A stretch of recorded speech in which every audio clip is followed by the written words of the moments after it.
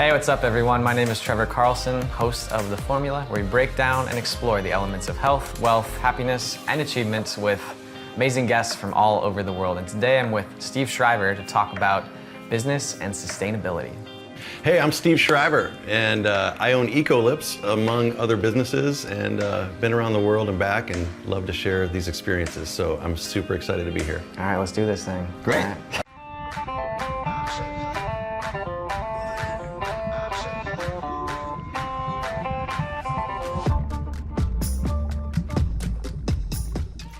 The Formula Podcast wouldn't be possible without some pretty awesome sponsors that are willing to support the show. So the first sponsor has been with us for quite some time.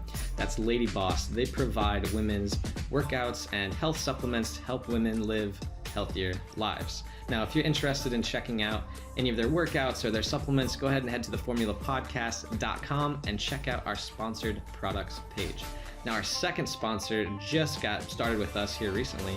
That's Liquid Web. Now, if you've listened to any of our episodes with like Adrian or Ketsu or anybody that's doing any type of drop shipping or e-commerce, Liquid Web has some e-commerce solutions to help you get a store up and running ASAP. And they were willing to actually give 33% off to people who listen to the Formula Podcast. So when you go to liquidweb.com and check out their products, make sure and type in Formula 33 when you check out to get 33% off. Big thanks to them for hooking us up and keeping this show rolling. That's all from our sponsors. Now, let's do this thing.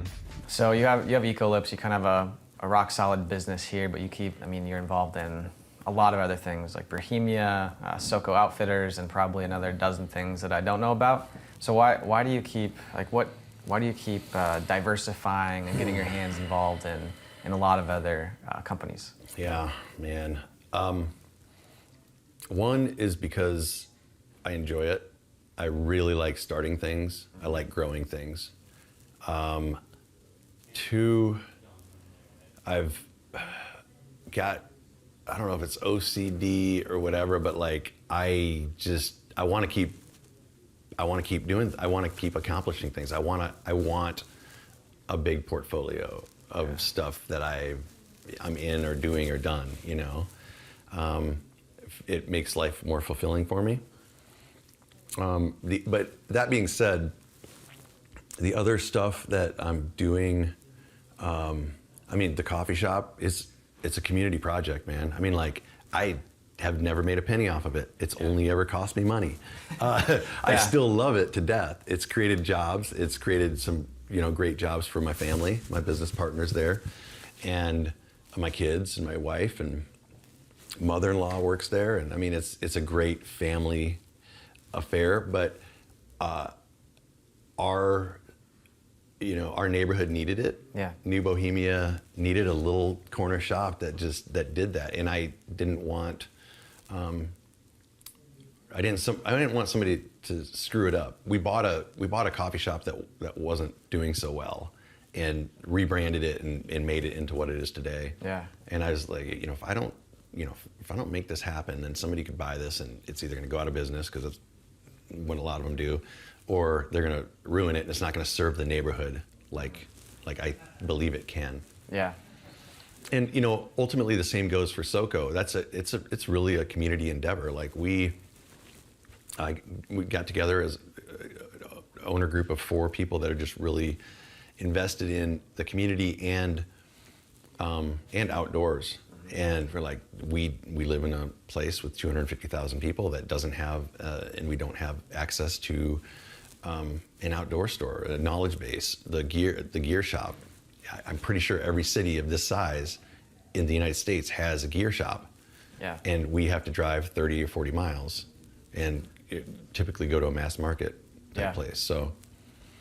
Yeah, or people are just ordering on Amazon. Yeah, well, right. So it's the craziest time to open up brick and mortar, but there's also a time and a place for it. And we believe that to be right now, and we're proving it to be successful. Yeah, and probably a big part of it too is with stuff like that, it needs to be so reliable. And you kind of, like, I was in there shopping for a backpack the other day. I'm like, I just need to bring my stuff in here and pack it into one of these bags to see if it'll work. You can't do that on the internet. Yeah. Yeah, I don't want to send it back if it doesn't work. It's a pain in the ass. Yeah. So yeah, it sounds like a lot of the stuff you do is for community. A lot of it's organic. So talk to me a little bit about what is so important to you about doing things in this like focusing on organic and sustainability. Sustainability. Yeah.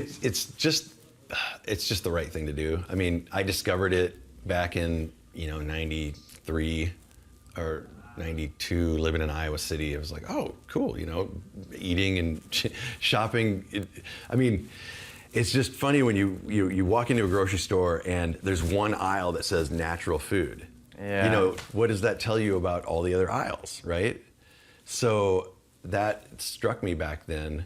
I also realized that as I adopted a vegetarian diet and started, being more of an organic consumer, I was healthier and I could do more. And that was the life I wanted to share with my kids and Andrea. And so it just made sense back then. And then from a capitalism entrepreneurial standpoint, business standpoint, I'm not going to waste time doing something I don't enjoy or I'm not passionate about. Yeah. And so if we were sitting there, I wouldn't want to own a company, no matter how successful it is, if it's putting petroleum into a lip balm stick all day long. Like I'm not going to do that. I need this all to work together and serve my personal ethos. So organic, not putting pesticides, herbicides, fungicides into the air and water in our bodies, common sense. Yeah. So it's just sort of like, that's just gonna be where I'm at. And so, that goes for here and then it speaks to, here being Eco Lips, we became a B corporation a few years ago. And I say the B stands for benefit. I'm not sure what they say it stands for, but really what it is, it's a third-party affiliation certification that focuses on a triple bottom line. And that triple bottom line is people, planet, and profit. And when we're talking about people, this is full sustainability. So talking about community building, just like what we were just talking about. We're talking about our employees. Most companies, when they are solely concerned about their shareholders, we are concerned about all stakeholders, meaning the neighbors around this building, our employees, our suppliers, our, like I said, our community.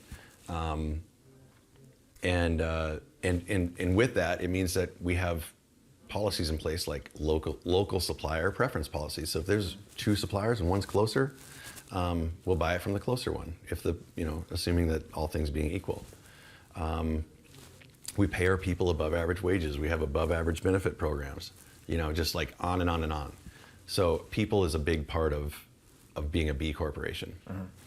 Planet, that's the organic piece. That's using, whether you're recycled, we're talking about recycled packaging. We launched a refillable lip balm. We had a biodegradable lip balm. We buy a large amount of organic ingredients. We have more Fairtrade and organic lip balms than any other brand in the world. And so it's just all about creating less of an impact on the environment.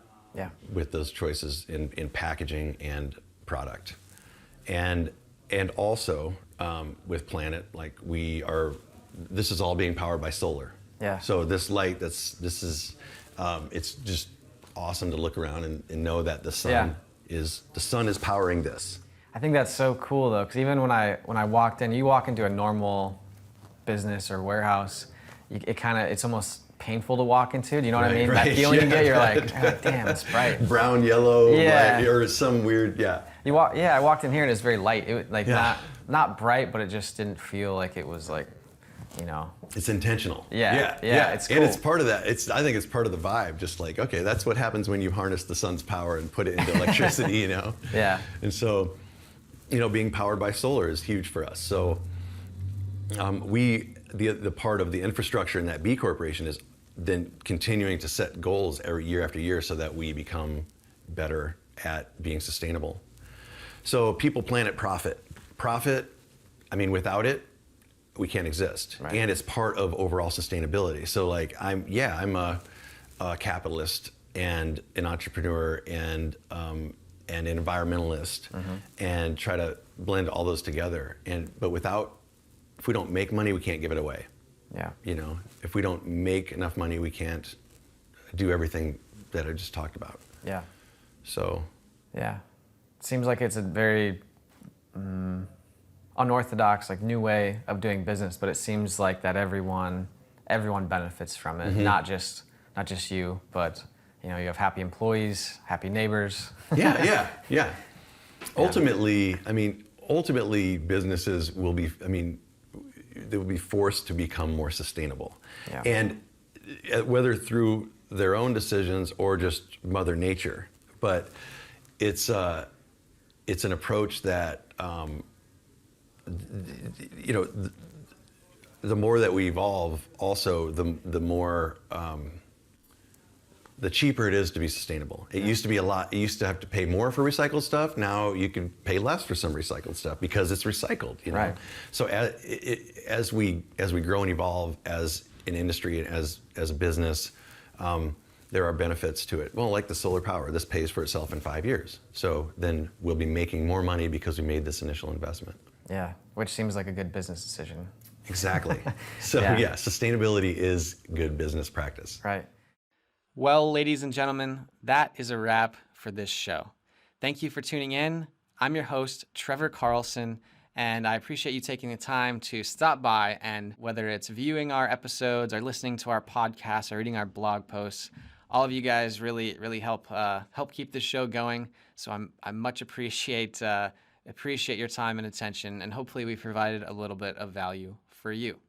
Now, if you're interested and you think you might enjoy getting some blog posts, emails, other podcasts, guides, any of that sort of thing sent to your inbox every week, go ahead and head over to theformulapodcast.com and sign up for our email list today. That's a wrap for this week's show. Thanks again, everyone, for stopping by, and I look forward to you tuning in next time.